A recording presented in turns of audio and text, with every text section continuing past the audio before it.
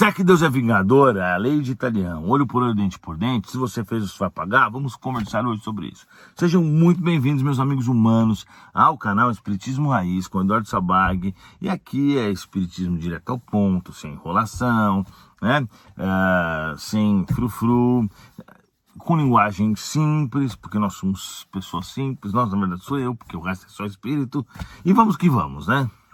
Bom, antes, lembre-se de deixar seu like para você garantir que você já assistiu esse vídeo, né? E vamos hoje falar sobre como funcionam as coisas de Deus. Não é olho por olho, dente por dente, porque Deus não está... Quer dizer, na verdade é isso, mas Deus não está se vingando, entendeu? A expiação não é uma vingança de Deus, claro que não.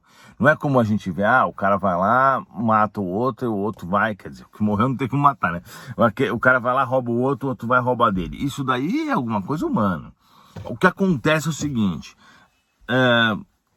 tipo assim, se a gente fizer uma análise, é bem isso mesmo. Quem matou vai morrer. Quem roubou vai ser roubado. Quem abortou vai ser abortado, ou então vai morrer de outra forma. Quem trai vai ser traído. Quem machuca vai ser machucado. Quem estupra vai ser estuprado. Isso é muito importante. É muito importante a gente entender isso.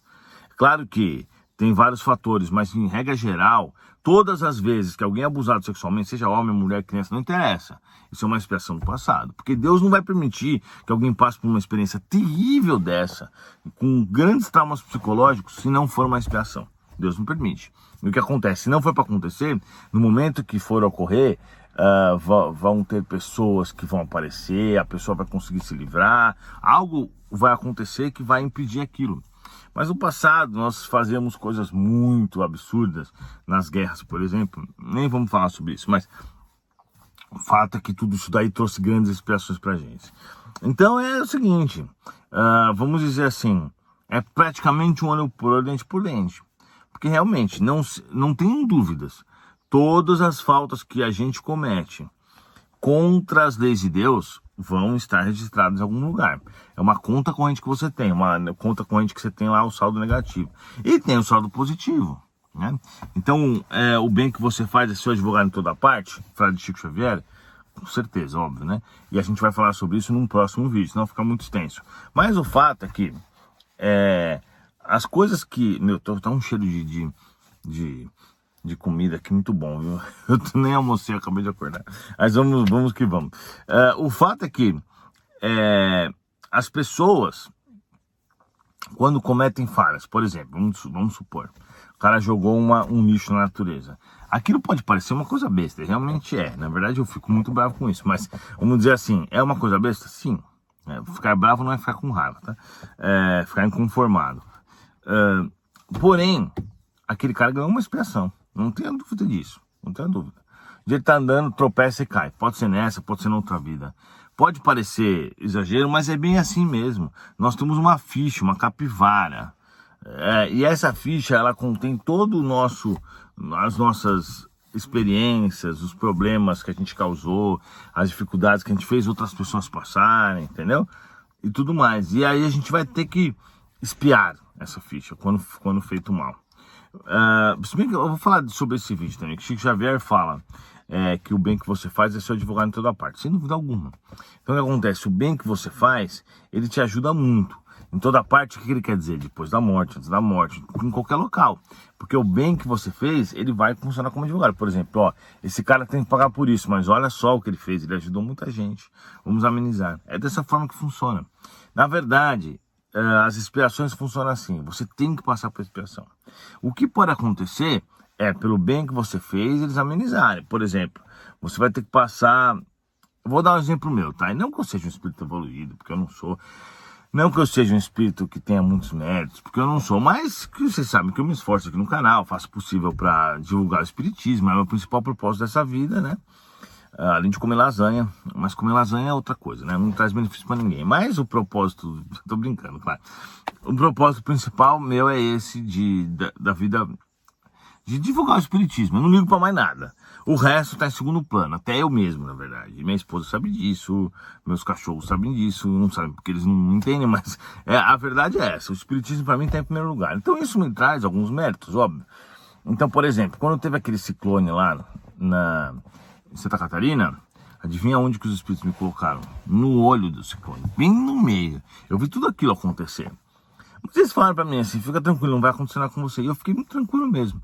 Tirando que eu quase morri, o resto foi legal, não tô brincando. Mas realmente, o vento tava batendo, o carro tava assim, ó. Você sentia o vento e um monte de coisa voando. Mas como os espíritos disseram que não ia acontecer nada comigo, eu não estava preocupado. Então o que aconteceu? Eu passei por uma expiação. Que não foi uma expiação para mim, claro. Mas o meu mérito fez com que eu me ficasse protegido de ser prejudicado por alguma coisa.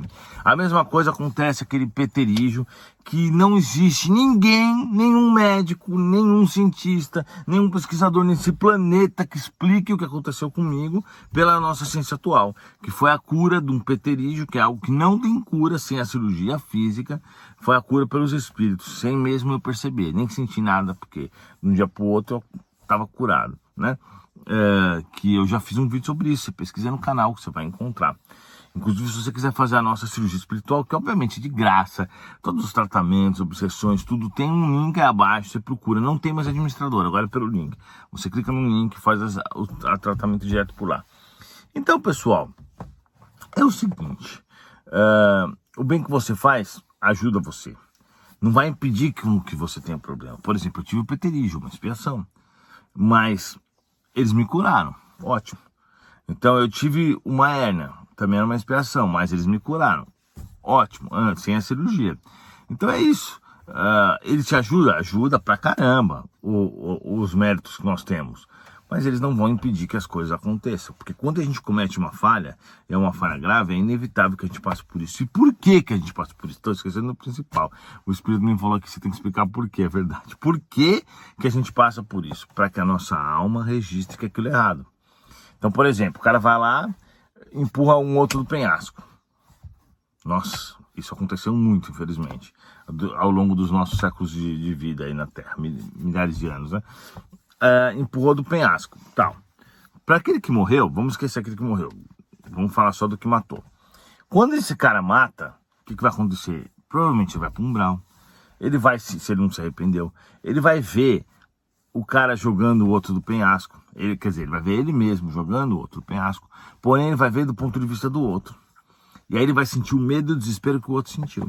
E ele pode ser que fique vendo isso milhares de vezes. Porque esse é um dos, pelo que eu converso com os espíritos que voltam no umbral, essa é uma das metodologias que o umbral utiliza.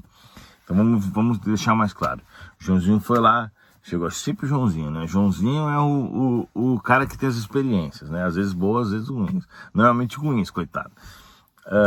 Aí o Joãozinho chega lá e empurra um Marcelinho do penhasco. O Marcelinho cai, morreu.